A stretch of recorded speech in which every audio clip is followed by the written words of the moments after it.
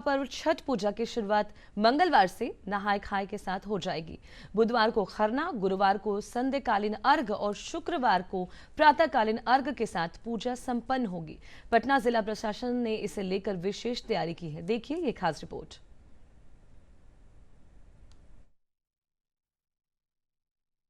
लोक आस्था के महापर्व छठ पूजा को लेकर पटना जिला प्रशासन ने खास तैयारी की है। राजधानी पटना के घाटों पर छठ में काफी भीड़ होती है, जिसे देखते हुए जिला प्रशासन पिछले 1 महीने से पूरी तैयारी में जुटा हुआ है। इस बार अंतिम समय में गंगा का जलस्तर बढ़ गया है। हालांकि सभी घाटों को लगभग तैयार कर लिया गया है। जिला प्रशासन का दावा है कि पूरे पटना जिले में गंगा और सहायक नदियों के 550 घाटों पर लोग छठ पूजा करते हैं।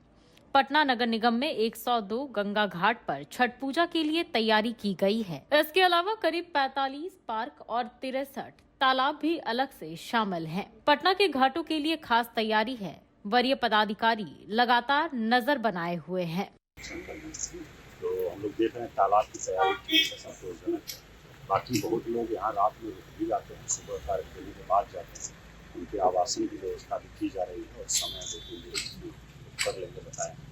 बाकी शौचालय, पेयजल, प्रकाश व्यवस्था पर्याप्त रहे, चेंजिंग रूम और हम लोग SDRF की टीम भी भेजेंगे।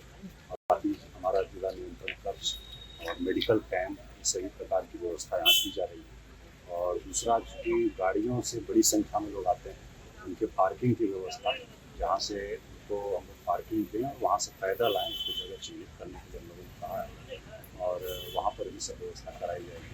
लोग प्रयास। इस बार छठ घाट पर खास तैयारी की गई है। श्रद्धालुओं के लिए कुल 512 अस्थायी शौचालय बनाए गए हैं। इसके साथ ही 450 अस्थायी यूरिनल, 50 पानी के टैंकर, पीने के पानी के इंतजाम के साथ ही कई जगहों पर चापाकल भी लगाए गए हैं। छठ व्रतियों के लिए अस्थायी चेंजिंग रूम भी तैयार किए गए हैं। 14 यात्री शेड, सुरक्षा निगरानी के लिए 97 नियंत्रण कक्ष और 13 सहायक नियंत्रण कक्ष बनाए गए हैं। दूर से निगरानी के लिए 154 वॉच टावर बनाए गए हैं।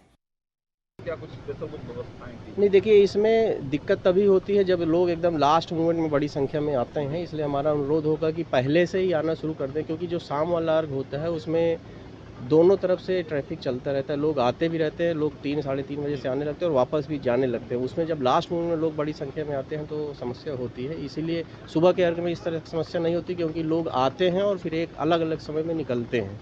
आने और जाने का समय अलग अलग हो जाता है। इसलिए शाम के समय में जो जहाँ रोका जाए लोग वहाँ रुकें। कई बार लोग रुकना नहीं चाहते हैं और बहुत घाट के नज़दीक आना चाहते हैं, खासकर जो बाद में आते हैं। इसलिए अनुरोध होगा कि समय पे आ जाएं और जहाँ पर फिर जो ट्रैफिक के कर्मी हैं, जो पुलिसकर्मी प्रतिनियुक्त किए गए हैं यातायात संचालन में, उनके द्वारा जो अनुरोध किया जा रहा है उस अनुरोध को मानेंगे तो इस तरह की कोई समस्या नहीं होगी। इसके अलावा छठ घाटों पर NDRF की 8 टीमें तैनात रहेंगी, जिसमें 200 सदस्य होंगे। वहीं SDRF की 14 टीमें रहेंगी, जिसमें 56 सदस्य रहेंगे। NDRF और SDRF की टीम 6 नवंबर से 8 नवंबर तक 24 घंटे घाट पर तैनात रहेंगी। इनके अलावा 333 गोताखोर, 306 नाव और नाविक, सिविल डिफेंस के लिए 168 वॉलंटियर तैनात रहेंगे। पटना DM ने सख्त निर्देश दिए हैं कि किसी भी तरह से नाव का परिचालन नहीं होगा। यहां तक कि प्रचार प्रसार के लिए घूमने वाले नाव पर भी प्रतिबंध रहेगा। अगर किसी भी तरह के लोग भ्रमण के लिए नाव का परिचालन करेंगे तो एक्शन लिया जाएगा। ब्यूरो रिपोर्ट, दूरदर्शन समाचार, पटना। द्वापर